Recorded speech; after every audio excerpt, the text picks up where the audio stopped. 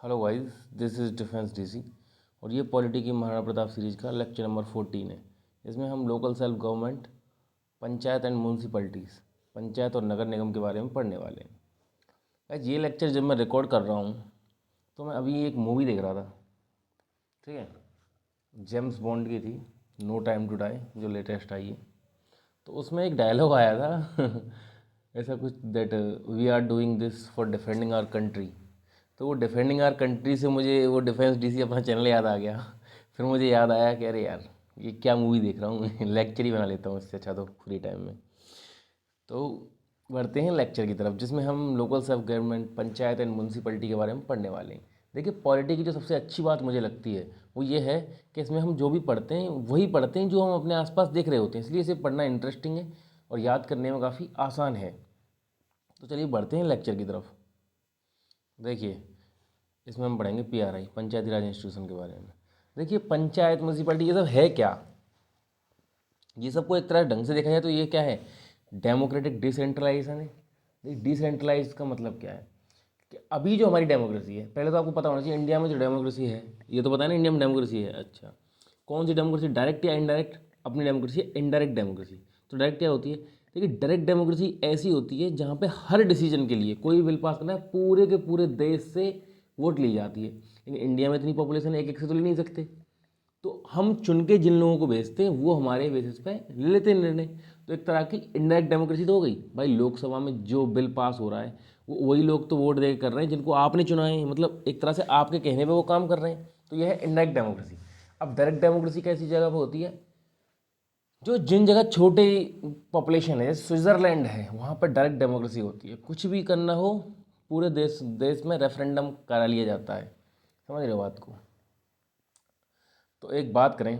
अच्छा, पीआरआई क्या है? एक 3 टियर गवर्नमेंट है। अच्छा, और कब आई थी? 73rd constitution amendment 1992। और म्यूनसिपलिटी का कंसेप्ट कब आया था? 74th constitution amendment. 73 और 74 बहुत आसान है इनको याद रखना। ये 1992 में, वो 1993 में। चलो इस सब के बारे में आपको पढ़ेंगे, आपको इतना तकलीफ नहीं होगी याद करने में। देखिए, तो बात करें, जैसे आज़ाद हुआ था अपना भारत, तभी से पंचायत की बात चल रही थी। आपको पता है कि अपना जो डायरेक्टिव प्रिंसिपल है उसमें भी पंचायत के बारे में लिखा हुआ है। भाई लिखा हुआ है कि नहीं? आर्टिकल नंबर 40 याद करिए, गांधीयन डीपीएसपी, इसमें क्या लिखा हुआ है कि पूरे देश में पंचायत का सिस्टम होना चाहिए। पता सबको था कि पंचायत जैसा कुछ होता है। अच्छा, तो ठीक है। फिर बलवंत राय मेहता कमेटी बनी 1957 में। ऐसा नहीं कि पहली बार पंचायत बलवंत राय मेहता कमेटी के बाद सुना, पहले से भी पंचायत वगैरह ये सब था, किसी और नाम से था। जैसे कई सारी चीज़ें बनती रही हैं, लेकिन आज़ादी के बाद की हम बात कर रहे हैं, वो देखना अपनी ज़्यादा जरूरी है। तो एक कमेटी बनाई गई बलवंत राय मेहता, जिसने क्या सजेशन दिया अपनी 1957 में कि 3 टायर गवर्नमेंट होगी। एक तो ग्राम पंचायत रख लेंगे छोटे लेवल पे, फिर पंचायत समिति, फिर जिला परिषद, जैसा कि असली में अभी भी है। देखा जाए तो बलवंत राय मेहता की बात ही चल रही है अब तक। ग्राम पंचायत पे कैसे इलेक्शन होंगे? डायरेक्ट यहाँ पे और जिला परिषद और पंचायत समिति में कैसे इलेक्शन हो जाएंगे? Indirect election. फिर यहाँ पे डिस्ट्रिक्ट कलेक्टर इसका वो बन जाएगा। इन्होंने कुछ भी सजेशन दिए हुए, लेकिन ये सजेशन, इनकी बात ऐसी कोई ज़्यादा मान नहीं गई। 1957 चल रहा है अभी। असली में पंचायत कंपलसरी का वही है 1992 के बाद, जब 73rd कॉन्स्टिट्यूशन में। तो अभी ये कमेटी बन गई, इन्होंने अपनी रिपोर्ट दे दी, ठीक है जी। लेकिन इनकी बात केवल एक ही राज्य ने सबसे पहले मानी, जिसको लिए बोला जाता है कि पंचायत सबसे पहले, पंचायत का सिस्टम किस राज्य में शुरू हुआ? तो राजस्थान में सबसे पहले नागपुर में पंचायत सिस्टम चालू किया 1959 में ही। तब से राजस्थान में पंचायत चली आ रही है। ठीक है। फिर एक अशोक मेहता कमेटी बनी, जिन्होंने बोला कि 2 टायर रखते हैं, 2 लेवल की पंचायत रखते हैं। उन्होंने ऐसा बोला, एक तो रखेंगे मंडल पंचायत, विलेज के लेवल वाली जो है, एक रखेंगे जिला परिषद। मतलब क्या है? मंडल पंचायत तो गांव के समूह की लेवल पे होगी, जिला परिषद क्या काम करेगी? एग्जीक्यूटिव करेगी और प्लानिंग करेगी। जिला परिषद का वो मेन चेयरमैन कौन होगा? कलेक्टर होगा। जैसे इन्होंने भी क्या बोला था कि ग्राम पंचायत में डायरेक्ट इलेक्शन करवा लेंगे। पंचायत समिति और जिला परिषद क्या करेगा? पंचायत समिति तो करेगी एग्जीक्यूशन, किसी काम को करेगी वहाँ पे गांव के लेवल पे, और प्लानिंग वगैरह एडवाइजरी कमीशन को एडवाइस कौन देगा? ये जिला परिषद देगा। लेकिन आपको ये सब इतना याद रखने की जरूरत नहीं है। देखिए, जिन कमेटियों की बात ही नहीं मानेगी उनमें से क्यों क्वेश्चन पूछेंगे? इतना कुछ नहीं, मैं जो बता रहा हूँ वो क्वेश्चन पूछे जा सकते हैं ज़्यादा से ज़्यादा। जैसे इन्होंने कई सारी चीज़ें बोली, ये चीज़ें पूछी जा सकती है। जैसे अशोक मेहता कमेटी ने सजेशन दिए कि पॉलिटिकल पार्टी खड़ी होनी चाहिए किसमें, इलेक्शन में, मतलब गांव के जो इलेक्शन का लेवल है उसमें भी पॉलिटिकल पार्टियों का सिस्टम होना चाहिए। Just a second. तो इस बात को आप जरूर याद रख सकते हैं कि सबसे पहले ये किस कमेटी ने बोला था कि भाई जो राजनीतिक जो दल हैं, पॉलिटिकल जो पार्टी हैं, वो उनको पंचायत के इलेक्शन में भी पार्ट लेना चाहिए। अच्छा, SC ST के रिजर्वेशन की इन्होंने बात की। पंचायती राज मिनिस्टर की बात की कि भाई पंचायती राज मिनिस्ट्री भी बनानी चाहिए, स्टेट लेवल पे एक मिनिस्ट्री होनी चाहिए, पंचायती राज मिनिस्ट्री। तो ये कुछ इन्होंने चीज़ थी जो पहली बार इन्होंने दी। हाँ, ओन टैक्सेशन पावर होना चाहिए, पंचायत के पास टैक्सेशन पावर होनी चाहिए कि पंचायत का जो मतलब लोग हैं उनसे अलग से एक टैक्स वसूला जा सकता है पंचायत के लेवल पे। क्या अभी भी ये पावर है? ये पावर से अभी भी है, लेकिन असली में पंचायत में आपने कभी टैक्स सुना नहीं हुआ। क्यों? कि भाई वो मतलब सरपंच, आपको पता है कि गांव के लेवल पे सब लोगों का जान पहचान वाला ही होता है सरपंच। अब वो अगर टैक्स लगवा भी दे, उसके पास पावर तो है, फिर उससे बोलते हैं अरे यार हमने तुझे अभी तो वोट दिया था कुछ दिन पहले, तो हमसे टैक्स लेगा। तो इसलिए कोई भी गाँव का सरपंच ये टैक्स वैक्स का कभी लागू हो नहीं पाया है। अच्छा, तो 1977 में आया था। अच्छा, आपको पता है ये मोरारजी देसाई का टाइम था इस वक्त, उनकी तो सरकारी नो कॉन्फिडेंस मोशन से गिर गई थी, तो ये कहाँ से लागू हो पाएगा। अच्छा ठीक है, ये सब चलता रहा ऐसे ही। फिर एक कमेटी बनी GV के राव कमेटी, 1985, राजीव गांधी जी का टाइम चल रहा है। तो इन्होंने एक नया, और ज़्यादा तो कुछ नहीं कहा इन्होंने, बस इतना बोला कि डिस्ट्रिक्ट डिविजनल कमिश्नर की एक पोस्ट होनी चाहिए। इस सब के बारे में बात की। देखिए इस लाइन से आपको याद होनी चाहिए, बलवंत राय मेहता, अशोक मेहता, ऐसा कहीं पूछ लेते हैं पहले कौन सी आई दूसरी कौन सी आई। अशोक मेहता, दोनों मेहता साहब की कमेटी पहले आई थी। फिर GV के राव कमेटी आई थी 1985 में। फिर आई थी LM सिंघवी कमेटी। ये है, इसको थोड़ा इंपॉर्टेंट मैं इसलिए मान सकता हूँ कि इन्होंने ही पहली बार बात की थी कि पंचायत जो वो कॉन्स्टिट्यूशनली रिकग्नाइज्ड होनी चाहिए। भाई संविधान में इसके बारे में लिखो, तब जाके सभी के सभी राज्य लागू करेंगे। तो उन्होंने कहा कि पंचायतों को कॉन्स्टिट्यूशनली रिकग्नाइज करो, और constitutional provision to recognize free and fair election by state election commission. उन्होंने बोला कि भाई साहब स्टेट इलेक्शन कमीशन बनाओ एक, जो फ्री और फेयर इलेक्शन करा सके पंचायत के। ठीक है, जैसे इलेक्शन कमीशन ऑफ इंडिया तो नेशनल लेवल पे होता है, स्टेट लेवल पे, स्टेट लेवल मतलब स्टेट के चुनाव नहीं कराता, स्टेट के चुनाव तो इलेक्शन कमीशन ऑफ इंडिया कराएगा। जो लोग वो विधानसभा के चुनाव वो तो इलेक्शन कमीशन ऑफ इंडिया कराता है, लेकिन स्टेट के अंदर जो छोटे चुनाव है, जैसे पंचायत के चुनाव हुए, नगर निगम के चुनाव हुए, पार्षद के चुनाव हुए, ये सब करवाता है स्टेट इलेक्शन कमीशन। अच्छा, रीऑर्गेनाइजेशन करने की बात की विलेज का, और judicial tribunal in each state for matter of election and function of PRI। और एक जुडिशियल ट्राइब्यूनल बनाया जाए अलग से हर स्टेट में, किस चीज़ के लिए? अगर कोई पंचायत के इलेक्शन में कोई डिस्प्यूट होता है, कोई धोखाधड़ी होती है, उसके लिए। समझ रहे हो क्या बात को?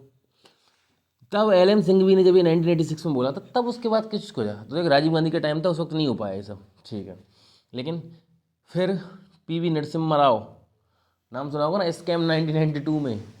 वो हर्षद मेहता बोलता है this is not Harshad Mehta scam, it's PV Narasimha Rao scam, prime minister of India scam. तो वही उन्हीं के टाइम की बात है, जब 73rd कॉन्स्टिट्यूशन अमेंडमेंट आया था, तब जाके इसकी बात की इन्होंने। स्पेशल कॉन्स्टिट्यूशन में अमेंडमेंट किया और लिखा कि विलेज लेवल पे 3 टायर की, मतलब थ्री स्तर की, 3 लेवल की पंचायत होगी। कौन से आर्टिकल? आर्टिकल 243 से लेकर 243O, इतने आर्टिकल ये सब डाले गए एक ही जगह पर। समझ रहे बात को? ये विलेज लेवल की बात कर रहा हूँ, पंचायत की। नगर निगम की इसके बाद बात करेंगे अपन। अच्छा, तो वो अलग अलग आर्टिकल हैं, अलग अलग अलग बात करी गई हैं। अच्छा, 3 लेवल की बात क्या क्या होगी? एक तो होगी विलेज पंचायत, फिर होगी इंटरमीडिएट लेवल पे, और फिर होगी डिस्ट्रिक्ट लेवल पे। इनके नाम कुछ भी हो सकते हैं, जैसे कई जगह पंचायत समिति बोलते हैं इंटरमीडिएट लेवल वाली को, इसको पंचायत ही बोलते हैं, इसको जिला परिषद बोलते हैं। इन्होंने 3 टायर दे दिए, क्या कि विलेज, क्या बोलते हैं हाँ, कि विलेज लेवल पे होगी, इंटरमीडिएट लेवल पे होगी, और डिस्ट्रिक्ट लेवल पे होगी। अच्छा, और बोल दिया कि जिन राज्यों की पॉपुलेशन 20 लाख से कम है, सिक्किम की पॉपुलेशन 20 लाख से कम है, तो उन राज्यों में जरूरी नहीं है कि 3 स्तर की हो, ये बीच वाले को हटा सकते हैं, वो 2 स्तर ही रख सकते हैं, लेकिन जिनकी 20 लाख से ज़्यादा है उन्हें तीनों लेवल की पंचायत का सिस्टम रखना पड़ेगा अपने राज्यों में, बिल्कुल कंपलसरी कर दिया ये। लेकिन 20 लाख से जिनका कम है वो हो सकता है कि ना रखें ये। अच्छा, कई सारे आर्टिकल डालें, 243 से लेकर 243 वो तक कई होते हैं, 243A B C D E F G H I J K L M O, कितने सारे आर्टिकल डाल दिए। ठीक है, 43 से लेकर 43O तक हैं। ठीक है, 243O। अच्छा जी, बात करें क्या क्या बोला इन्होंने कि डायरेक्ट इलेक्शन होंगे किसके? मेंबर्स के, मतलब तीनों लेवल पे मेंबर, गांव के लेवल पे मेंबर कौन होते हैं? वार्ड मेंबर जिनको बोलते हैं। इंटरमीडिएट लेवल पे कौन कौन होते हैं? जिनको पंचायत समिति के सदस्य बोलते हैं, सदस्य के जो चुनाव होते हैं। अच्छा, और डिस्ट्रिक्ट लेवल पर जिला परिषद के जो सदस्य होते हैं। तो मेंबर मतलब तीनों लेवल पर जो मेंबर जो होंगे उनके तो डायरेक्ट इलेक्शन ही होंगे, सब के सब लोगों से लोग वोट डालेंगे एक एक के लिए। पार्षद के लिए वार्ड बना दो, गांव के लेवल पे वार्ड मेंबर के लिए वार्ड बना दो, लेकिन डायरेक्ट इलेक्शन ही होंगे। लेकिन इनडायरेक्ट इलेक्शन किसके लिए कर सकते हैं? चेयरमैन के लिए। तो चेयरमैन कौन होगा किस लेवल पे? इंटरमीडिएट और डिस्ट्रिक्ट लेवल, मतलब पंचायत समिति के लेवल पे। देखो ये बोला कि मेंबर चुनने के लिए डायरेक्ट इलेक्शन ही करना पड़ेगा, लेकिन जो इंटरमीडिएट लेवल और डिस्ट्रिक्ट लेवल जो है, ये दो लेवल जो हैं, एक सेकंड, ये जो दो लेवल हैं, इन लेवल पे इनका जो चेयरमैन होगा, भाई जो मेंबर चुन लिए तो चेयरमैन भी तो चुनना पड़ेगा, ये भी समझिए। तो चेयरमैन का चुनाव वो इनडायरेक्ट होगा दोनों लेवल पे। तो फिर विलेज लेवल पे जो चेयरमैन बनेगा, जिसको सरपंच बोलते हैं, उसके लिए क्या प्रोविजन है? उसके लिए लिखा हुआ है ना, but at village level state decide कर सकता है कि सरपंच के चुनाव डायरेक्ट होंगे या इनडायरेक्ट होंगे। जैसे राजस्थान में तो ज़्यादातर जगह डायरेक्ट चुनाव होते हैं, सरपंच जो है मतलब वार्ड मेंबर के लिए अलग से चुनाव होते हैं, सरपंच के लिए भी उसी दिन हो जाते हैं दोनों के, ठीक है। लेकिन कई जगह क्या है, वार्ड मेंबर ही सरपंच को चुनते हैं, जो जितने सारे वार्ड मेंबर होते हैं ना वो सब मिलके। तो ये स्टेट डिसाइड कर सकता है विलेज लेवल पर। तो लेकिन जो ये दो लेवल हैं, इंटरमीडिएट और डिस्ट्रिक्ट लेवल, जो पंचायत समिति और जिला परिषद वाला जो लेवल है, इस लेवल पे जो चेयरमैन होगा वो इनडायरेक्ट इलेक्शन ही होंगे। मतलब जो पंचायत समिति के जो सदस्य चुने जाएंगे या जिला परिषद के जो सदस्य चुने जाएंगे, वही अपने अपने चेयरमैन को चुनेंगे। तभी आपने सुना होगा जिला परिषद के सदस्य, सॉरी पंचायत समिति के सदस्य बनने के लिए जो लोग खड़े होते हैं, उनके लिए आपने सुना होगा कि वो जीत जाते हैं, उनको कोई बहुत ज़्यादा पैसे देता है। पैसे कौन देता है? वही जो चेयरमैन बनना चाहता है अपने फेवर में वोट कराने के लिए। समझ रहे हो? के बाद 20-20, 25-25, 30-30 लाख रुपए उनको मिल जाते हैं सदस्य के चुनाव पे जो खड़े होते हैं। मेरे ख्याल से समझ रहे हो कि डायरेक्ट इलेक्शन मेंबर के तो होंगे हर लेवल पे, इनडायरेक्ट किस लेवल पे होंगे? इंटरमीडिएट डिस्ट्रिक्ट लेवल पे चेयरमैन के इलेक्शन इनडायरेक्ट, और विलेज लेवल पे जो चेयरमैन बनेगा मतलब जो सरपंच बनेगा उससे स्टेट डिसाइड कर सकता है। जैसे एमपी में बाढ़, एमपी में सरपंच के चुनाव कई जगहों पे डायरेक्ट नहीं होते, वहाँ पे जो वार्ड मेंबर चुने जाते हैं वही वोट डाल लेते हैं। वैसे ऐसी जगहों पे जहाँ पे वार्ड मेंबर डायरेक्ट सरपंच को चुन सकते हैं, वहाँ पे वार्ड मेंबर की क्या इज्जत होगी? उसको भी पैसे देने पड़ते होंगे फिर सरपंच को। चलिए जो भी है कई सारे आर्टिकल हैं आपको बता दो, 243 से लेकर 243 ओ तक। अच्छा, तो एक आर्टिकल है 243 डी, इसमें रिजर्वेशन के बारे में बात की है। मतलब इन्होंने लिखा कि SC ST के लिए कंपलसरी रिजर्वेशन देना ही पड़ेगा। समझ रहे हो बात को? और किस लेवल कितना देना पड़ेगा? जितनी वहाँ की पॉपुलेशन होगी। 20% पॉपुलेशन है तो 20% रिजर्वेशन रहेगा, ठीक है। और और ये टोटल रिजर्वेशन जो है उसका 1/3 वुमन के लिए कंपलसरी है, 1/3 औरतें रहनी चाहिए हमेशा। अच्छा, कई सारी स्टेट ने, वैसे 1/3 तो कंपलसरी है, लेकिन ज़्यादातर स्टेट्स ने पता है क्या दे रखा है? 50% रिजर्वेशन दे रखा है औरतों को। एक बार औरत आती है, एक बार आदमी आता है, आदमी की सीट आती है। 50% रिजर्वेशन है ज़्यादातर स्टेट में। अच्छा, किस किस स्टेट में नहीं है? हरियाणा में नहीं है और उत्तर प्रदेश में नहीं है अभी 50%, वहाँ 1/3 ही है अभी तक। अच्छा, लेकिन इतना कंपलसरी। SC ST के लिए पॉपुलेशन के बेस पर रिजर्वेशन देना होगा, वुमन के लिए 1/3। अच्छा, और OBC के लिए क्या क्या संविधान वो है, मतलब लिखा हुआ है OBC के लिए स्टेट डिसाइड कर सकता है कि OBC को कोई रिजर्वेशन देना है या नहीं देना है। समझे क्या बात? OBC के लिए स्टेट सोच सकता है, लेकिन इनके लिए SC ST और वुमन के लिए देना जरूरी है। अच्छा, तो आप एक चीज़ देख रहे होंगे, जब से मैं पंचायत पढ़ाना स्टार्ट किया है, कुछ तो कंपलसरी प्रोविज़न है, जैसे डायरेक्ट इलेक्शन होंगे मेंबर्स के, इनडायरेक्ट होंगे चेयरमैन के इंटरमीडिएट और डिस्ट्रिक्ट लेवल पे, और कुछ हैं जिनको स्टेट अपनी मर्जी से डिसाइड कर सकता है, कंपलसरी नहीं है। जैसे जैसे विलेज लेवल पे उसका चुनना चेयरमैन का, या OBC के लिए रिजर्वेशन होना। समझ रहे हो बात को? तो ये सब मैंने लिखा है ना सर, यहाँ पे लिखा भी तो है, sarpanch election state can decide direct और इनडायरेक्ट। अच्छा ठीक है, इतना हो गया।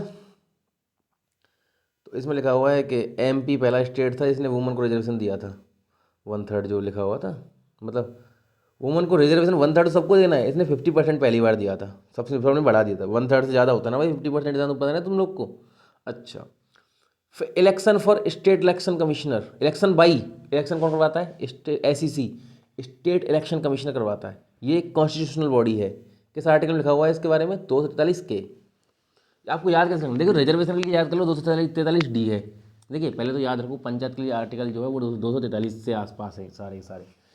रिजर्वेशन के लिए 243 डी, स्टेट इलेक्शन कमीशन के बारे में किस मतलब स्टेट में कोई इलेक्शन कमीशन होगा, इसके लिए किस आर्टिकल में लिखा हुआ है? 243 के में लिखा होगा। इसको कैसे याद रखेंगे?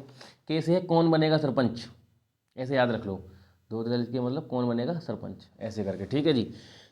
अब कॉन्स्टिट्यूशनल बॉडी का क्या मतलब है? देखिए, ऐसी सारी बॉडी, ऐसी सारी संस्थाएं जिनके बारे में कॉन्स्टिट्यूशन के अंदर लिखा हुआ है, जैसे आर्टिकल बना हुआ है इसके लिए अलग से, तो भाई कॉन्स्टिट्यूशन में लिखा ही हुआ है इसके बारे में, वो सारी की सारी बॉडी है कॉन्स्टिट्यूशनल बॉडी। और जिनके बारे में नहीं लिखा हुआ उसमें, वो कॉन्स्टिट्यूशनल बॉडी नहीं है। अगला जो लेक्चर है जिसके बारे में बात कर रहा था वो काफ़ी बड़ा रहने वाला है, वो इसी के ऊपर है, कौन कौन सी बॉडी कॉन्स्टिट्यूशनल है, कौन कौन सी नॉन कॉन्स्टिट्यूशनल है। वैसे तो आपको इतने दिनों से हम पढ़ रहे हैं, कई सारी मैंने आपको पहले ही बता दी हैं जो आपको पता नहीं अभी एक साथ, लेकिन जब उनको पढ़ाऊंगा तो आपको याद आ जाएंगी सारी की सारी, कि जिन जिन के आर्टिकल दिए हों वो सब कॉन्स्टिट्यूशनल है, सीधी बात है, और जिनका आर्टिकल नहीं है वो नॉन कॉन्स्टिट्यूशनल है। अच्छा, इन सब के बारे में अगली क्लास में हम बात कर लेंगे। अच्छा जी, तो ये आपको पता चल गया कि इलेक्शन कमीशन, स्टेट में इलेक्शन कमीशन होगा 243 के। अच्छा, और भी कई चीज़ें लिखी हुई, जैसे आपको पता होना चाहिए कि इलेक्शन कमीशन जो कमिश्नर, देखो इलेक्शन कमीशन होगा तो उसका सबसे बड़ा जो आदमी होता है उसे बोलते हैं इलेक्शन कमिश्नर, स्टेट के लेवल पर। उसे अपॉइंट कौन करता है? गवर्नर करता है। लेकिन एक सेकेंड, उसकी टर्म्स एंड कंडीशन जो हैं उन उनको भी गवर्नर डिसाइड करता है किस तरह से वो काम करेगा। समझ लो, अभी तो गवर्नर कर रहा है, लेकिन उनको हटा कौन सकता है? उनको हटा केवल रिमूवल लाइक जज ऑफ हाई कोर्ट, मतलब जिस तरह से हाई कोर्ट के जजों को हटाया जाता है ना, उसी तरह से उनको हटाया जा सकता है जो स्टेट के इलेक्शन कमिश्नर जो हैं उनको। समझ रहे हो बात को? बहुत पावर है उनको, स्टेट की गवर्नमेंट नहीं हटा सकती। ये सब क्यों किया है आपको समझ आ रहा है? कि जो भी राज्य में सरकार है वो अपने अपने लोगों को ना चुनवा दे कहीं। समझ रहे हो बात को? इसलिए वो एकदम फ्री और फेयर इलेक्शन करवाएं, इसलिए उनको पावर है कि उनको गवर्नर अपॉइंट करता है, टर्म्स एंड कंडीशन डिसाइड करता है, लेकिन उनको हटा नहीं सकता। हटा कह सकते हैं उनको? जो जज ऑफ हाई कोर्ट को हटाने का प्रोसीजर है वो क्या है? जज ऑफ हाई कोर्ट को हटाने का प्रोसीजर मैंने बोला था कि जज ऑफ जो सुप्रीम कोर्ट को हटाने का प्रोसीजर है, मतलब सुप्रीम कोर्ट का जज, हाई कोर्ट का जज, और ये सब एक ही तरह से हटाए जा सकते हैं। कैसे? मैंने आपको पूरा प्रोसीजर समझाया था। अगर लोकसभा या राज्यसभा से स्पेशल मेजोरिटी से पास करना पड़ेगा, लेकिन उसे लाने के लिए भी अगर लोकसभा में उस बिल को लाया जा रहा है तो कम से कम 100 MP की साइन होनी चाहिए, और राज्यसभा में 50 MP की, वो सब बताया हुआ है मैंने पहले ही। फिर स्पीकर जो हैं वो एक 3 मेंबर की कमेटी बनाते हैं चेक करने के लिए कि भाई साहब इन्होंने कोई गलती की है कि नहीं। कमेटी में कौन होता है? एक एक्टिंग जज सुप्रीम कोर्ट का होता है, एक एक्टिंग जज हाई कोर्ट का होता है, और एक एमिनेंट ज्यूरिस्ट होता है। जब ये तीनों लोग डिसाइड कर लेते हैं तब जाके वोटिंग होती है, फिर स्पेशल मेजोरिटी से पास होता है वो बिल, और जैसे ही पास होता है प्रेसिडेंट साइन करते हैं, उसी दिन से उसको हटा हुआ मान लिया जाता है। देखा, आपका पूरा रिवाइज करवा दिया मैंने। अच्छा, समझिए बात को? अच्छा चलिए, आपको पता होगा एक फाइनेंस कमीशन होता है। फाइनेंस कमीशन सुना है आपने? ऐसे फाइनेंस कमीशन का आर्टिकल है अपना 280, जो सेंटर के लेवल पे होता है। इसका काम क्या होता है फाइनेंस कमीशन का? भाई राज्य सरकार और केंद्र सरकारों के बीच में टैक्स को बांटना, जितना भी खजाना है उसको किस तरह बांटा जाएगा, ये मैंने आपको पहले भी बताया हुआ है। अच्छा ठीक है, हर बार बताता हूँ, 280 में लिखा हुआ है ये। तो स्टेट के लेवल पर भी एक फाइनेंस कमीशन बनाया जाएगा, ऐसा इसमें बोला गया है। स्टेट के लेवल पर फाइनेंस कमीशन होगा। उसका आर्टिकल क्या है? Article 243I। कैसे याद रखेंगे? आई मतलब income finance commission, state finance commission कैसे कहाँ लिखा हुआ है? 243I में लिखा हुआ है। अच्छा, कौन बनाता है? वही गवर्नर। जैसे प्रेसिडेंट सेंटर के लेवल फाइनेंस कमीशन बनाता है 280 में, तो इससे क्या समझ आ रहा है कि स्टेट फाइनेंस कमीशन भी कॉन्स्टिट्यूशनल बॉडी है, 280 में लिखी हुई है। और सॉरी, स्टेट फाइनेंस कमीशन 243 जो आई में लिखी हुई है वो भी कॉन्स्टिट्यूशनल बॉडी है, और सेंट्रल फाइनेंस जो कमीशन है वो भी कहाँ लिखा हुआ है? आर्टिकल 280 में, वो भी कैसी है? कॉन्स्टिट्यूशनल बॉडी है। स्टेट का इलेक्शन कमीशन भी कॉन्स्टिट्यूशनल बॉडी है, यहाँ लिखा हुआ है। और वैसा जो इलेक्शन कमीशन है, जो इलेक्शन कमीशन ऑफ इंडिया, उसका आर्टिकल है आर्टिकल नंबर 324। वैसे देखो 2 4 3 324 शब्दों को घुमाई 243, तो दोनों के दोनों ये सब स्टेट लेवल पे इलेक्शन कमीशन भी और फाइनेंस कमीशन भी, ये भी कॉन्स्टिट्यूशनल बॉडी है। इनको गवर्नर बनाता है, ये सब आपको पता है। अच्छा और देखिए कई सारी चीज़ें हैं, जैसे डिस्प्यूट इन इलेक्शन। अगर इलेक्शन में कोई डिस्प्यूट हो जाता है ग्राम पंचायत के में, तो उसे कौन करता है? उसे स्टेट गवर्नमेंट रिजॉल्व करती है, जो राज्य सरकार है वही। किससे बात करके? डिलिमिशन कमीशन से बात करके। मतलब क्या है इसका? डिलिमिशन कमीशन इसका मतलब ये है, जैसे डिलिमिशन कमीशन क्या होता है? जो एडजस्ट करता है बाउंड्री को, कौन कौन सी कॉन्स्टिट्यूशन रहेगी, लिमिट करता है, मतलब जो बाउंड्रियों को एडजस्ट करता है कि किस पंचायत में कौन कौन से गांव होंगे, ये सब डिसाइड करता है डिलिमिशन कमीशन। तो डिलिमिशन कमीशन ही बताएगा अगर कोई डिस्प्यूट हो जाता है इलेक्शन में कि सही हुआ है या नहीं हुआ है, कुछ भी अगर बात है। लेकिन इनकी एडवाइस कोई बाइंडिंग नहीं है उसके ऊपर, स्टेट गवर्नमेंट अपने हिसाब से डिसाइड करेगा, इनकी सलाह मानेगी डिलिमिशन कमीशन की। अच्छा, डिलिमिशन कमीशन का आर्टिकल कौन सा, आर्टिकल नंबर 82। जब पार्लियामेंट पढ़ाया था मैंने बोला था कि हर जनगणना के बाद डिलिमिशन कमीशन एडजस्ट करता है बाउंड्री को। चलिए और क्या लिखा है इसने एमपी या एमएलए पंचायत में खड़े हो सकते हैं। पंचायत में खड़े होना तो खैर खड़ा होगा ही, क्यों, खैर कोई एमपी या एमएलए आदमी लेवल का आदमी पंचायत में, लेकिन उनका रिप्रेजेंटेटिव पंचायत राज इंस्टीट्यूशन में, मतलब कहीं उसको कोई पोस्ट तो नहीं दी गई, ये सब स्टेट डिसाइड कर सकता है किसी एमपी या एमएलए को। लेकिन ग्राम पंचायत जो छोटा लेवल है सबसे, गाँव के लेवल के जो गाँव के लेवल पर जो चुनाव होते हैं उनमें कभी भी एमपी या एमएलए का कोई रिप्रेजेंटेशन हो नहीं सकता। ये लिखा हुआ है कि गांव के लेवल पर इतने बड़े, भाई चक्कर है, गांव के लेवल पर इतने बड़े लोग घुस जाएंगे तो वो अपना अपना चलाएंगे, फिर मतलब ही क्या रहा, फिर डेमोक्रेटिक डिसेंट्रलाइजेशन हो ही कहाँ रहा है। उसका मतलब ही ये है कि हर गांव के एक एक आदमी का योगदान होना चाहिए विकास में, तभी तो ये सब बनाया गया है। अच्छा तो ये सब हमने पढ़ा। अब आपको कुछ टर्म होती है, एक टर्म होती है ग्राम सभा। ग्राम सभा होती क्या है, ग्राम सभा का मतलब समझ लीजिए। ग्राम सभा होती है एक पंचायत के सभी रजिस्टर्ड जो वोटर हैं, वोटर केवल जो 18 साल से नीचे के लोगों को ग्राम सभा में नहीं आएंगे क्योंकि वो वोटर ही नहीं है। वोटर जो हैं उनको बोलते हैं ग्राम सभा। समझ लो बात को, मैंने लिखा है ऑल द रजिस्टर वोटर, यही बस डेफिनेशन है, जितने भी रजिस्टर वोटर हैं उस किसी पंचायत के, वो होती है ग्राम सभा। अच्छा तो ग्राम सभा से एक आर्टिकल को आप याद रख सकते हैं, ग्राम सभा होती है जी 243G। इसमें क्या लिखा हुआ है, इसमें लिखा हुआ है कि पंचायत को काम करने के किस किस तरह से पंचायत काम करेगी, ये सब लिखा हुआ है इसमें। तो 29 रूल हैं, 29 फंक्शनल आइटम है, 29 रूल रेगुलेशन है। इसमें लिखा हुआ है कि भाई साहब ये पंचायत के रूल हैं जो कहाँ पे लिखे हुए हैं। अब बहुत सारे रूल होते हैं तो किसी लिस्ट में लिख दिए जाते हैं, उनको क्या बोलते हैं, शेड्यूल बोलते हैं। तो 11 शेड्यूल स्पेशली इसके लिए डाला हुआ है। 243G में लिखा हुआ है कि 29 फंक्शनल आइटम है, 29 फंक्शनल आइटम किसमें 11th शेड्यूल के अंदर डाले हुए हैं। इस तरह से पंचायत चलेगी। अच्छा ये हो गई पंचायत के लेवल की बात। अच्छा आपको मैंने सब कुछ बताया, सारे के सारे आर्टिकल बताए इंपॉर्टेंट वाले। स्टेट फाइनेंस कमीशन क्या था, 243I इनकम। और इलेक्शन कमीशन कौन बनेगा सरपंच, 243K स्टेट का जो इलेक्शन कमीशन था। 243G रिजर्वेशन के लिए, 243D। ये सब मैंने आपको बहुत अच्छे से बता दिया है। अच्छा अब बात करें, अब भाई ये तो स्टेट लेवल पे बात होगी। अब जो यूनियन टेरिटरी होती है उनमें क्या होता है, जो केंद्र शासित प्रदेश हैं उनमें पंचायत होगी या नहीं ये कौन डिसाइड करेगा, स्टेट नहीं, उसमें प्रेसिडेंट डिसाइड कर लेता है होगी कि नहीं। अच्छा लेकिन ये पंचायत का जो सिस्टम है ये किन राज्यों पे नहीं लगता है, पहले ये समझिए बात को। देखिए आपको पता होगा कि मैंने आपको शेड्यूल एरिया पढ़ाए थे, अनुसूचित क्षेत्र, शेड्यूल एंड ट्राइबल एरिया। उसमें बोला था कि 5th शेड्यूल है, एक है 6th शेड्यूल। 5th शेड्यूल में 10 स्टेट हैं और 6th शेड्यूल में 4 स्टेट हैं, MATM, मिजोरम, मेघालय, असम एंड त्रिपुरा। ये 4 स्टेट के बारे में बात की है कि इनमें अलग से रूल है।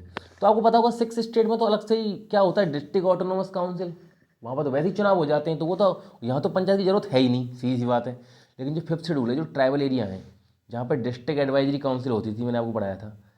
तो बात ये थी, पहले जो पंचायत जब बनी थी, जब शुरू में पंचायत का सिस्टम लाया था 73rd अमेंडमेंट से, 73वें संविधान संशोधन से, तब ये बोला था कि जो 5th शेड्यूल के जो राज्य हैं उन पे पंचायत का सिस्टम नहीं चलेगा। वहाँ पे जैसा चल रहा है पहले से डिस्ट्रिक्ट एडवाइजरी काउंसिल जो बनाई जाती है, मैंने आपको बताया हुआ है पहले से ये सब। 5th शेड्यूल में कौन 10 राज्य हैं, MATM को छोड़ के, बाकी के ये राज्यों को छोड़ के जो राज्य हैं उन जो 5th शेड्यूल के जितने भी राज्य हैं उनमें पंचायत सिस्टम नहीं चलता है, ये सब आपको पता ही है। अच्छा तो फिर क्या हुआ कि बाद में लेकिन ज़रूरत पड़ी जब, तो कि भाई साहब इनमें भी होना चाहिए ये सिस्टम जो पंचायत का। तो इसके लिए स्पेशल एक्ट आया 1996 में, 4 साल बीत गए जब आने के, तो उसके बाद एक बनाया क्या, इस एक्ट का नाम पेशा एक्ट, क्या बोलते हैं, provision of panchayat extension to schedule area. जो शेड्यूल एरिया है 5th शेड्यूल के, 5th शेड्यूल के एरिया की बात हो रही है वैसे यहाँ पे, बस शेड्यूल एरिया का मतलब 6 में, वही 6 में तो जरूरत ही नहीं है। 6 में तो पहले से ही डिस्ट्रिक्ट ऑटोनोमस काउंसिल होती है जहाँ पर चुनाव होकर लोग आते हैं, तो उनके लोग पहले से ही काम कर रहे हैं वहाँ, तो कोई दिक्कत ही नहीं है। लेकिन जो 5th शेड्यूल के जो एरिया हैं जहाँ पर ट्राइबल एडवाइजरी काउंसिल है, भाई उनका कोई चुनाव तो हो नहीं रहा है। ट्राइबल एडवाइजरी काउंसिल में 20 मेंबर होते थे, मैंने बताया था, जिनमें से 3/4 मतलब जो 15 मेंबर है वो तो स्टेट ही भेजता था, 5 नॉमिनेट होते थे। तो मतलब खुद का तो उनका कोई रोल नहीं था चुनाव में। 5वें शेड्यूल में जो 10 राज्य थे उनके जो शेड्यूल एरिया हैं, तो इसलिए क्या किया, ये पेसा एक्ट लाया। पेसा एक्ट किस लिए है, ये इसीलिए है कि पंचायत को एक्सटेंशन करना किन एरिया में, शेड्यूल एरिया में।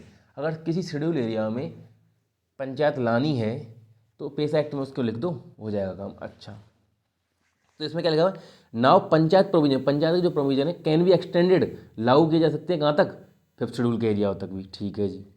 इसमें क्या रखा है, जैसे वहाँ पर तो SC ST जो था उनको पॉपुलेशन के बेसिस पे मिल रहा था, लेकिन पेसा में लिखा हुआ है जो भी शेड्यूल एरिया इस पेसा के अंदर जो पंचायत के अंदर लाए जाएंगे उनमें हाफ सीट ST कम्युनिटी के लिए, शेड्यूल ट्राइब के लिए रिजर्व रहेगी। समझ रहे हो बात को। अच्छा, recommendation of Gram Sabha for license of mining lease voluntary. देखिए बहुत सारी पावर है पंचायत की। अब देखिए समझिए, मैंने आपको बहुत डिटेल में पढ़ाने की कोशिश तो मैं कर रहा हूँ, लेकिन यूपीएससी कई बार बहुत कंसेप्चुअल क्वेश्चन पूछ रहा है, तो अपनी दिल की सुनिए, पहले उसका मतलब समझिए, हिंदी इंग्लिश दोनों में पढ़ लीजिए, लिखा आता है को समझिए खुद ही कि भाई ये पंचायत एक्सटेंशन जब अगर बनाया है शेड्यूल एरिया के लिए तो उनको काफ़ी पावर दी हुई है। जैसे वहाँ का कल्चर खत्म ना हो तो उनके पास कई पावर हैं।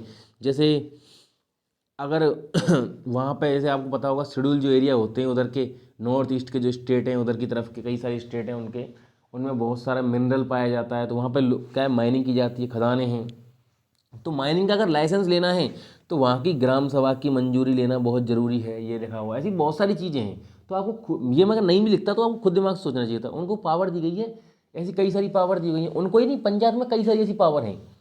समझ रहे हो बात को। तो ये सब आपको वहाँ दिमाग से भी सोचना, और तो मैं बहुत सारी चीज़ें आपको बता ही रहा हूँ। ये सब मैंने आपको बता ही दिया कि 29 फंक्शनल आइटम है, किस में लिखे हुए हैं, 11वें शेड्यूल में लिखे हुए हैं पंचायत का। ये तो हो गई पंचायत लेवल की बात। अच्छा, आपको पता है कि 5th शेड्यूल के जो राज्य थे वो बाहर निकाले हुए थे पंचायत से, उसके लिए कौन सा एक्ट बना दिया, पेसा एक्ट 1996 में, panchayat extension to schedule areas. अच्छा, लेकिन इसके अलावा ऐसे कई राज्य हैं, नागालैंड हुआ, मेघालय हुआ, मिजोरम हुआ, और कुछ स्पेशल एरिया हैं जहाँ पे पंचायत का प्रोविजन अभी लागू नहीं है। ऐसे कौन कौन से एरिया से बॉस कोई भी एरिया हो सकता है, आपको इतना ध्यान नहीं रखना है। वैसे हैं ऐसे कई एरिया, जैसे मैंने आपको जब शेड्यूल एरिया बताए थे तो मैंने सबसे लास्ट में जब लेक्चर खत्म होने वाला था तो मैंने बताया था कि इन शेड्यूल एरिया 5th और 6th शेड्यूल के अलावा भी कुछ एरिया हैं जिनको पार्लियामेंट या स्टेट की लेजिस्लेचर जो नॉमिनेट कर सकता है, किसकी तरह, स्पेशल एरिया की तरह। जैसे दार्जिलिंग गोरखा हिल काउंसिल, लेह हिल काउंसिल, ऐसे करके बहुत 3 मैंने बताई थी, वो सब एरिया बाहर रखे हुए हैं पंचायत से। वैसे इतना डिटेल में हम वैसे ही जा रहे हैं, इतना भी नहीं पूछता है। अच्छा जी,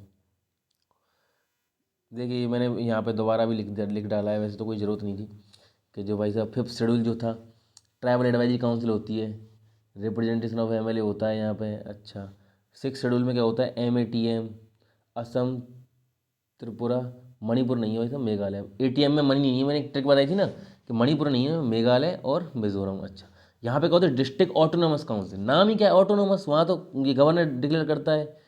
30 सीट होती हैं, 26 तो ट्राइब्स चुनी जाती हैं हर 5 साल में, 4 नॉमिनेट होती हैं, तो पहले से चुनाव वुनाव हो रहे हैं तो कोई दिक्कत है नहीं वहाँ पे। तो ये पेशा वैसा के बारे में मैंने लिखा हुआ। अच्छा, अब पढ़ लेते हैं म्यूनसिपालिटी के बारे में, नगर निगम वगैरह।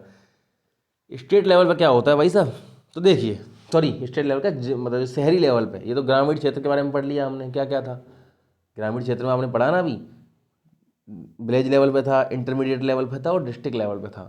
ठीक है, सब कुछ बता दिया। अब म्यूनसिपालिटी की बात करें, आपको जब पंचायत राज इंस्टीट्यूशन मैंने जो ग्रामीण लेवल वाले बताए थे तो उसमें क्या था, आर्टिकल 243 से लेके 243 O तक, यहाँ तक तो हो गई गाँव की बात। अब शहरों की क्या है, O के बाद क्या आता है P, 243P से लेके 243ZG, ज़्यादा आर्टिकल ऐड करने होते हैं तो और बढ़ाते जाते हैं, ZG। यहाँ तक क्या बात करी गई है म्यूनसिपैलिटी के बारे में। अच्छा, ये कैसे लाया गया था, 74th कॉन्स्टिट्यूशन अमेंडमेंट से लाया गया था। अच्छा जी, वो 73rd से लाया, ऐसे 74th से ले आए 1993 में, 1 साल बाद। वही PV नरसिम्हा राव स्कैम 1992 वाली जो गवर्नमेंट है, मतलब मैं ये नहीं कह रहा हूँ उन्होंने स्कैम किया था, मैं बोल रहा हूँ कि उस जो मूवी में जो दिखाया गया है, ये कहीं मेरे ऊपर ही कुछ हो जाए कल को। सुनिए तो 3 टायर की जो गवर्नमेंट है उसके बारे में बात करते हैं। उसमें भी यही बोला कि 3 टायर की होगी। अच्छा, ये बात याद रखिए, इसके लिए स्पेशल एक पार्ट ऐड किया है, इसमें क्या लिखा हुआ, पार्ट 9A। ऐसे सबसे पहले जब संविधान बना था तब 22 पार्ट थे, अभी को तुम 25 हो चुके हैं। तो एक पार्ट 9A ऐड किया स्पेशल म्यूनसिपैलिटी के लिए, और पंचायत के लिए भी एक पार्ट ऐड किया गया था, यहाँ पे लिखा हुआ है पार्ट 9। तो पार्ट 9 तो 73rd अमेंडमेंट में ऐड किया था, और 11 शेड्यूल जिसमें 29 आइटम रखे। देखो कितनी सारी चीज़ें बढ़ाई गई थी, इतने सारे आर्टिकल बढ़ाए थे, एक अलग से पार्ट बनाया पूरा पंचायत के लिए। और म्यूनसिपालिटी के लिए भी क्या बनाया, एक नया पार्ट बनाया, पार्ट 9A। और इसके लिए कौन से, जैसे उसमें 11 शेड्यूल था, इसमें एक 12th शेड्यूल बनाया। कौन सा शेड्यूल, 12वां शेड्यूल। अभी अपने सबसे पहले 8 शेड्यूल थे, 4 बना दिए गए। चारों के बारे में मैं आपको अलग अलग टाइम में बता चुका हूँ, 8, 9, 10, 11, 12 जो 4 बढ़ाए गए हैं। 9 तो land reform, 10th anti defection law के जो डिफेक्शन लिखे हुए थे, 11th पंचायत के जो 29 फंक्शनल आइटम है, और ये जो 12th शेड्यूल है इसमें म्यूनसिपलिटी के 29 नहीं 18 फंक्शनल आइटम है, किस तरह से काम करेगी वो इसमें लिखे हुए हैं। अच्छा, समझ रहे हो बात को। अच्छा, 3 टायर गवर्नमेंट की बात की, नगर पंचायत होगी, फिर म्यूनिसिपल काउंसिल होगी, फिर म्यूनिसिपल कॉरपोरेशन होगी। अच्छा जी म्यूनिसिपल काउंसिल क्या होती है, नगर परिषद। और म्यूनिसिपल कॉरपोरेशन क्या होती है, नगर निगम। शायद सही बोल रहा हूँ या उल्टा बोल रहा हूँ। देखिए अब देख लीजिए, वही ये नगर पंचायत है जो ऐसे एरिया के लिए जो शहरी तो हैं पर इतने ज़्यादा शहरी नहीं है, कम शहरी है। मतलब जो, और ये म्यूनिसिपल काउंसिल क्या है, छोटे शहरों के लिए। और म्यूनिसिपल कॉरपोरेशन बड़े शहरों के लिए। समझ रहे हो बात को। अच्छा, ये समझ आ गया। ये थोड़ा ग्रामीण प्लस शहरी जो मिक्स एरिया होता है उसके लिए नगर पंचायत, फिर छोटे शहर म्यूनिसिपल काउंसिल, बड़े शहर म्यूनिसिपल कॉर्पोरेशन बनाई जाती है वहाँ पे। अच्छा वही है कि मेंबर का इलेक्शन तो डायरेक्ट करना पड़ेगा, लेकिन म्यूनिसिपल जो कॉर्पोरेशन के जो मेयर हैं भाई, देखो इनके लेवल में जो मेंबर, हर तीनों में मेंबर जो होंगे ना, तीनों के सदस्य भी तो होते हैं, तीनों लेवल पे सदस्य होते हैं, आपको पता है। जैसे पंचायत में भी वार्ड मेंबर होते हैं, पंचायत समिति सदस्य होते हैं, और जिला परिषद सदस्य होते हैं। और तीनों लेवल पे हेड भी होता है, विलेज लेवल पर सरपंच, पंचायत समिति का प्रधान, और फिर सबसे ऊपर जिला परिषद का जो होता है भैया कुछ चेयरमैन वगैरह। ठीक है, तीनों लेवल पे हेड भी हैं, मेंबर भी हैं। तो ऐसे यहाँ पे भी हैं, तो लिखा हुआ है जो तीनों के तीनों, जो तीनों लेवल पे जो मेंबर हैं उनके तो डायरेक्ट इलेक्शन होंगे। फिर जो म्यूनिसिपल कॉर्पोरेशन जो होता है सबसे बड़ा वाला, इसका जो चेयरमैन होता है उसको बोलते हैं मेयर। तो मेयर का जो इलेक्शन है उसे स्टेट डिसाइड कर सकता है कि डायरेक्ट होगा या इनडायरेक्ट। डायरेक्ट का मतलब बिल्कुल हर एक आदमी वोट डालेगा, और इनडायरेक्ट का मतलब जो मेंबर हैं वही वोट डालेंगे। ठीक है जी। रिजर्वेशन क्या है, वही जो पंचायती राज में जो क्राइटेरिया रखा हुआ है। क्या क्राइटेरिया है कि SC ST के लिए पॉपुलेशन के बेस पे, और 1/3 वुमन तो होना जरूरी है टोटल का। टोटल का 1/3 मतलब औरतें तो होंगी भाई, औरतों कोई जाति थोड़ी है, औरतें सब जाति में होती हैं। तो कुल मिला के टोटल का 1/3 औरतें तो होंगी ही, इतना लिखा हुआ है। अच्छा, वार्ड कमेटी इसको देखिए, ये ऐसा कि जैसे जिन शहरों की पॉपुलेशन 3 लाख से ज़्यादा है, मतलब बहुत बड़े शहर हैं। इस वजह से 3 लाख तो खैर इतनी बड़ी भी नहीं है, लेकिन फिर भी 3 लाख से इनकी ज़्यादा है, उनमें वार्ड कमेटी बनाई जा सकती है। वार्ड कमेटी क्या होता है, कई वार्डों को मिला के एक कमेटी, और अलग अलग प्लानिंग करने के लिए ये सब। डिस्ट्रिक्ट प्लानिंग कमेटी होती है। ठीक है, डिस्ट्रिक्ट प्लानिंग कमेटी कहाँ पे लिखा हुआ है, 243Z D, डिस्ट्रिक्ट से D। और 243D आपको याद है किस लिए था, रिजर्वेशन के लिए था, स्पेशली याद होगा। तो रिजर्वेशन चाहे म्यूनसिपलिटी का हो चाहे उस पंचायत का, उस 243D के अकॉर्डिंग ही चलता है, मतलब एक जैसा ही तो है रिजर्वेशन दोनों में। अच्छा, तो डिस्ट्रिक्ट जो प्लानिंग कमेटी जो बनाई जाएगी उसका चेयरमैन तो कौन होगा भाई। डिस्ट्रिक्ट प्लानिंग कमेटी क्या काम करेगी कि किस तरह से विकास करना है, ये नगर निगम वगैरह को किस तरह से काम करना है, नगर पंचायत को। अच्छा, तो इसमें क्या है भाई साहब, ऐसा है कि इसमें जितने ही मेंबर होंगे उसके 4/5, 4/5 मतलब 5 में से 4, मतलब 80% जो मेंबर हैं ये तो कहाँ से लिए जाएंगे, पंचायती राज से ले जाएंगे, और अर्बन लोकल बॉडी से लिए जाएंगे। समझ रहे हो बात को, मतलब वहीं से लिए जाएंगे जो पहले से चुने हुए हैं भाई। शहरों में कोई गांव भी तो आते होंगे, गांव के लेवल पंचायत काम कर रही होंगी, वो अलग चल रहा है, शहरों के अलग से काम कर रहा है ये सब। तो 80% तो यहीं से चुने जाएंगे। जो 1/5 है मतलब 20% जो है उनको स्टेट नॉमिनेट करेगा। डिस्ट्रिक्ट प्लानिंग कमेटी की बात कर रहा हूँ, जिसका चेयरमैन कौन होगा, कलेक्टर। अच्छा, पंचायती राज इंस्टीट्यूशन और ULB का मतलब होता है अर्बन लोकल बॉडी। ये जो मैंने बताई ना, देखिए वो जो 3 थी गांव की, वो उनको बोलते हैं पंचायती राज इंस्टीट्यूशन, इन तीनों को बोलते हैं अर्बन लोकल बॉडी, मतलब शहरी लोकल जो बॉडी होती है ये सब। देखिए वही सब चीज़ें हैं, आपको पता है। अच्छा, और एग्ज़ाम में जब क्वेश्चन आएगा तो आपको बहुत समझ के करना है। बस तो ज़्यादातर चीज़ें हमने कवर कर ली हैं। अच्छा, मेट्रोपॉलिटन सिटी क्या है, जो बहुत बड़ी सिटी है, दिल्ली, चेन्नई, बेंगलोर, कलकत्ता, और ये सब बहुत सारी सिटी हैं। उनमें डिस्ट्रिक्ट प्लानिंग कमेटी नहीं होती, उनमें होती है मेट्रो प्लानिंग कमेटी, जहाँ जिसके बारे में 243Z। वो क्या थी, 243Z D। अच्छा, इसमें क्या होता है, इसमें 2/3 मतलब 66.66% इतने लोग तो पंचायती राज अर्बन लोकल बॉडी चुने जाएंगे। इसमें 1/3 नॉमिनेट होते हैं, उसमें 1/5 नॉमिनेट होते हैं, इतना याद रख सकते हो। और भी कई तरह के अर्बन लोकल बॉडी होती है, जैसे टाउन एरिया कमेटी। कहाँ पे, जो स्मॉल टाउन होते हैं उनमें इस तरह की बॉडी बना देते हैं। जरूर नहीं कि सब जगह नगर निगम पर बनाया जाए, अलग अलग जगह। जैसे कंटोनमेंट बोर्ड होते हैं, ऐसे कोई एरिया जहाँ पे बहुत सारे मिलिट्री के लोग रह रहे होते हैं, घर वगैरह उनकी कॉलोनी होती है, उनको कंटोनमेंट जोन बोलते हैं। तो वहाँ पे अलग से कंटोनमेंट बोर्ड बना देते हैं, जो किसके अंदर होता है, मिनिस्ट्री ऑफ डिफेंस के अंदर। तो वहाँ पे ऐसी बॉडी काम करती हैं। पोर्ट ट्रस्ट, ये कहाँ पे काम करती है, जो पोर्ट वाले जो एरिया हैं, जैसे कई सिटी में जो पोर्ट हैं, उसके लिए अलग से पोर्ट ट्रस्ट बना सकते हैं।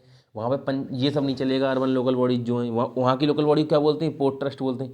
ऐसे अलग तरह की चीज़ें। लेकिन नॉर्मल शहरों में तो वही सब चल रहा है, नगर पंचायत, नगर निगम, नगर परिषद, जो 3 लेवल है। लेकिन अलग अलग तरह के एरिया की बात की, जैसे कंटोनमेंट बोर्ड बना सकते हैं, पोर्ट ट्रस्ट बना सकते हैं, ये सब आपको पता है।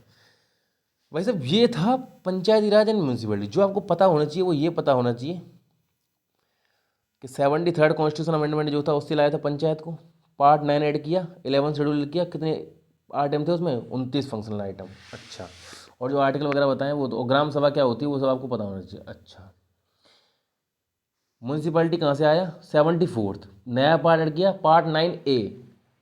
नया शेड्यूल ऐड किया, 12th शेड्यूल, जिसमें 18 फंक्शनल आइटम के बारे में लिखा हुआ है। इस नोट्स में ऐड नहीं लिखा, आपको लिखना है। 12th शेड्यूल ऐड किया, इसमें 18 फंक्शनल आइटम है, उसमें 29 थे, इसमें 18 थे। ठीक है जी। अच्छा, एक और पार्ट है वैसे इसके, इसमें उसके बारे में लिखा, लेकिन लिख लीजिए पार्ट 9B। ठीक है, ऐसे 9 ऐसे लिखते हैं ना, ठीक है, रोमन में। पार्ट 9B, पार्ट 9A में पंचायत म्यूनसिपैलिटी, पार्ट 9 में पंचायत, 9A में म्यूनसिपैलिटी। एक है पार्ट 9B, अलग से एक पार्ट ऐड किया, इसमें कॉरपोरेटिव सोसाइटी जो है उसके बारे में बात। तो एक स्पेशल अमेंडमेंट था 97th कॉन्स्टिट्यूशन अमेंडमेंट, जिसमें कॉरपोरेटिव सोसाइटी की बात की गई थी, 2011 में जो हुआ था। इसके लिए अलग से एक पार्ट बना, पार्ट 9B। समझ रहे बात को। ये 3 पार्ट ही अलग से ऐड किए हुए हैं, बाकी 22 पार्ट पहले से थे संविधान में। सॉरी 3 क्यों, काफ़ी ऐड हो गए यार। पार्ट 4A ऐड हो गया, नहीं काफ़ी पार्ट ऐड हो चुके हैं गाइस। ठीक है, तो देखा जाए तो ठीक है। तो कॉर्पोरेट सोसाइटी किस में रखा हुआ है, पार्ट मतलब 97th कॉन्स्टिट्यूशन अमेंडमेंट किया था जब पार्ट 9B बनाया था, इसमें कॉर्पोरेट सोसाइटी के बारे में बोला था। ठीक है, तो ये सब था हमने जो अब तक पढ़ा है पंचायती राज के बारे में। ठीक है, और मुझे आज तक समझ नहीं आया कि मेरा लेक्चर जब ख़त्म होता है ये 37 मिनट ही क्यों हो रहे होते हैं। तो यहाँ तक था अपना लेक्चर। यहाँ तक लेक्चर तक अगर आप टिके हुए तो बहुत बहुत आपका धन्यवाद है। और देखिए, वीडियो को लाइक नहीं करते हो आप, सबसे जो बड़ी मुझे जो समस्या लगती है। जो भी इसे देख रहे हैं प्लीज़, जो भी एंड, एक तो मैंने एंड में बोला है, मैं शुरू में बोलना ही भूल जाता हूँ। चलिए ठीक है, मिलते हैं नेक्स्ट वीडियो में।